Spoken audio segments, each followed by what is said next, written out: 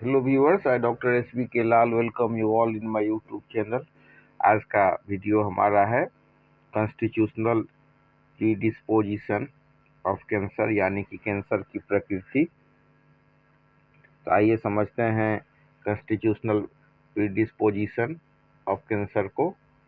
तो शरीर की वह जन्मजात या दीर्घकालीन प्रवृत्ति जिसमें कुछ लोगों में सामान्य लोगों की तुलना में कैंसर जैसी बीमारियों का जोखिम अधिक हो सकता है।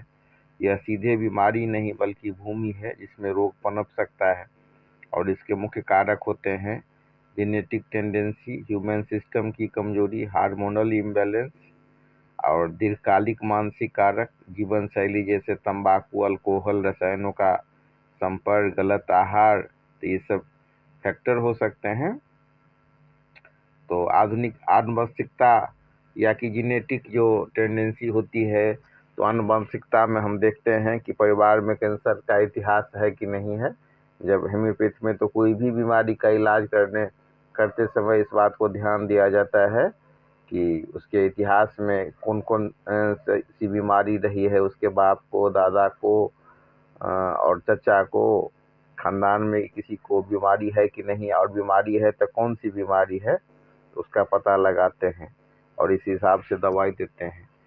तो इम्यून सिस्टम की कमजोरी का मतलब हो गया कि बार बार वो किसी संक्रमण का तो शिकार नहीं हो रहा था, या उसका जब वो बीमार पड़ता था तो उसका धीमी रिकवरी तो नहीं होती थी। घाव हुआ तो जल्दी भरता था कि देरी से छूटता था। और हार्मोनल संतुलन का है, हम थायराइड हो, पिट्यूटरी हो, एड्रिनल हो, या मतलब शरीर में इंसुलिन हो, तो ये सब हार्मोनल असंतुलन तो नहीं है। इस सब का भी हम हिस्ट्री लेते हैं। अगर कोई थायराइड से सफ़र कर रहा है तो हम मान करके चलते हैं कि हार्मोनल इम्बैलेंस का शिकार हो गया है, या कोई ऐसा गंभीर शोक, दुख, निराशा या पुराना तनाव से तो नहीं जूझ रहा है पेशेंट, या पहले तो इसका कोई इतिहास नहीं रहा है। इन सारे बातों का इसमें समावेश है। तो होम्योपैथी में कैंसर केवल एक स्थानीय रोग नहीं, पूरे शरीर की गहरी विकृति को माना जाता है, डीप कॉन्स्टिट्यूशनल डिसऑर्डर माना जाता है। और डॉक्टर हेनीमैन के बाद के जो आचार्य हुए, उन्होंने विशेषकर सिफिलिटिक और कैंसर मियाज्म को जोड़ा है। तो कैंसर की जो पारिवारिक पृष्ठभूमि हो, अगर परिवार में कुछ देहांत हुआ हो कैंसर से, तो मोस्ट कॉमन दवाई है कार्सिनोसिन। इसमें कैंसर की पारिवारिक पृष्ठभूमि को देखकर ये दवाई दिया जाता है। और अत्यधिक जिम्मेदार, परफेक्शनिस्ट व्यक्तित्व, दबा हुआ शोक, भावनाएं व्यक्त न कर पाना, बार बार होने वाली गंभीर बीमारियां। तो इसमें कैंसर प्रीडिस्पोजिशन की सबसे चर्चित दवा है कार्सिनोसिन 30। बार बार नहीं दोहराया जाता है। 200 पावर में सिर्फ एक खुराक दिया जाता है 1 महीना पर, और ये कैंसर के भय को समाप्त कर देने वाली दवा है। फिर एक दवाई है कोनियम मेकेटुलम।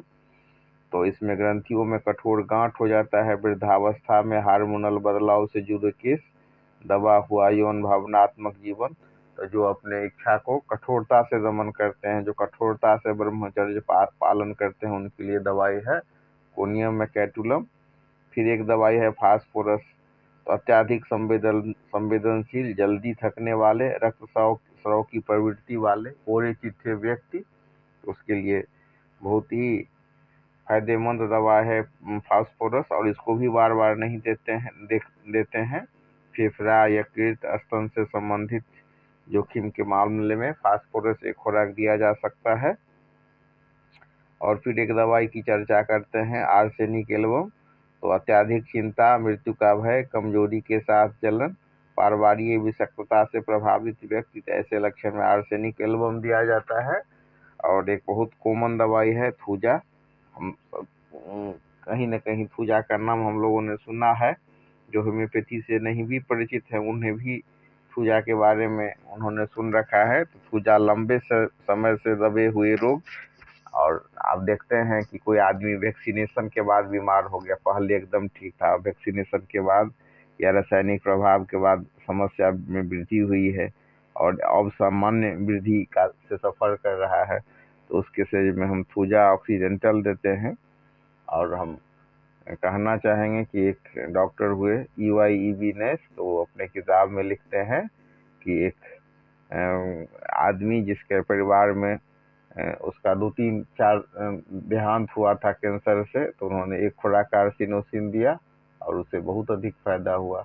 इस तरह से कैंसर प्रीडिस्पोजिशन को हम समझ करके और कौन कौन सा मेडिसिन है जो उसको रोक देता है, और इसमें हम देखते हैं कि अन्य सामान्य व्यक्ति की तुलना में ऐसे व्यक्ति कैंसर से सफ़र करने की जोखिम में ज़्यादा होते हैं, तो उसमें हम इस बात को ध्यान रख करके दवाई देते हैं।